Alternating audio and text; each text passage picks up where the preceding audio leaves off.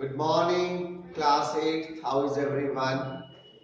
I'm again with you with a new topic in your social studies. See, in the last video, we discussed about the Regulating Act of 1773. After the Regulating Act of 1773, the affairs of the company in India were taken over by the British government. See, this Pitt's India Act 1784 was the second step taken by the British Parliament to rule British India. This act was passed basically for two purposes. One was to remove corruption from the company officials, and the second purpose was to remove the drawbacks of the Regulating Act of 1773. The main provisions of this act, which was appointed of a board of control under Pitt, the main provisions were: this act gave the British government supreme control over the company's affairs and administration in India. Second provision was, it established 6 commissioners for the affairs of India, including 2 cabinet ministers.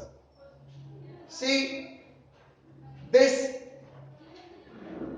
appointment of the 6 commissioners was popularly known as the Board of Control, and the provision for 6 commissioners and 2 cabinet ministers, this was made, this popularly known as the Board of Control. This Board of Control was to guide and control the work of the directors, including the Governor General. Third, the Act placed the Government of India in the hands of the Governor General and a Council of 3. Why the Council of 3?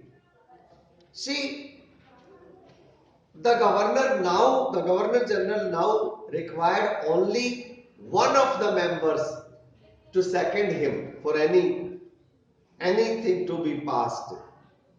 Because even if one of them seconded him, then he could have his go. So this way, the Governor General his position was slightly strengthened. Earlier, it was a very weak position, but this time his position was slightly strengthened. And then, of course, in 1786, after 2 years of passing this bill, after the Pitt's India Act, after passing this act, after 2 years, in 1786, the Governor General was given the authority to overrule his council. He had full authority to overrule the council in matters of importance. That way, his position was strengthened a bit. And the last provision was, the act clearly subordinated the Bombay and Madras presidencies to Bengal. See, the Governor of Bengal was to be the Governor General. This clearly was an indication that the governors of Bombay and Madras were subordinate to the governor of Calcutta. So ultimately it was the governor of Bengal who had the authority. There were some drawbacks also.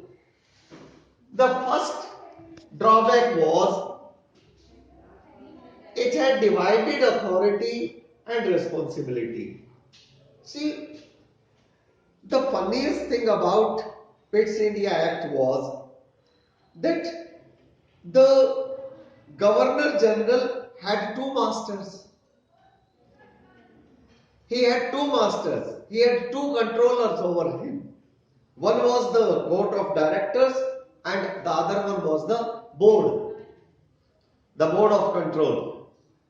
So this was a drawback. Now the Governor General found out a way of surpassing both on matters of importance. So this way it didn't work. And the second drawback was the Governor General, see, he had two masters. This was the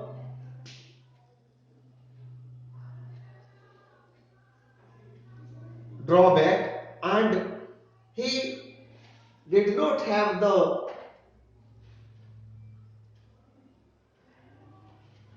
authority, and the responsibilities were not clear cut. They were overlapping.